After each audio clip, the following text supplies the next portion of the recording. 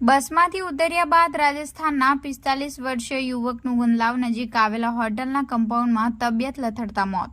Gundlav national highway નજીક આવેલ એક હોટલના કમ્પાઉન્ડમાં રાજસ્થાનના યુવકના મોતની ઘટનાની મળતી માહિતી અનુસાર રાજસ્થાનના એક ખાનગી ટ્રાવેલ્સની બસ મુંબઈના ઘાટકોપરથી મુસાફરો ભરી રાજસ્થાન જવા માટે રવાના થઈ હતી. જે દરમિયાન મુંબઈના વિરારથી 45 વર્ષીય નરસિંહ ભવરસિંહ રાજપૂતને તેમના ભાઈએ રાજસ્થાન મોકલવા માટે બસમાં બેસાડ્યા હતા અને ચાલક તથા ક્લીનરને તેમની તબિયત ખરાબ હોવાનું પણ જણાવ્યું હતું અને ત્યારબાદ નરસિંહ રાજપૂત બસમાં બેસી રાજસ્થાનના રામાઉસાન જવા રવાના થયો હતો.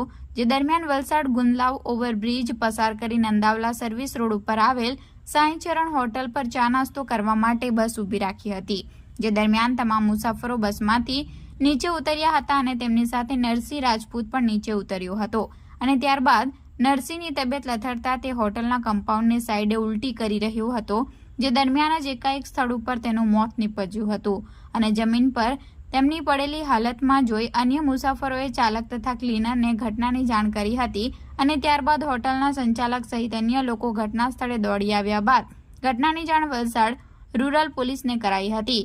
પોલીસની ટીમને ઘટનાની જાણ થતાની સાથે જ તાત્કાલિક ઘટના સ્થળે દોડી આવી હતી અને નરસિંહ રાજપૂતની તપાસ કરતા તેનું મરણ થયું હોવાનું જાણવા મળતા સેવાભાવી એમ્બ્યુલન્સ સંચાલક સાગરભાઈને ઘટનાની જાણ કરી સાગરભાઈની એમ્બ્યુલન્સ મારફતે લાશનો કબજો મેળવી લાશને પીએમ માટે સિવિલ હોસ્પિટલ ખસેડવામાં આવી હતી.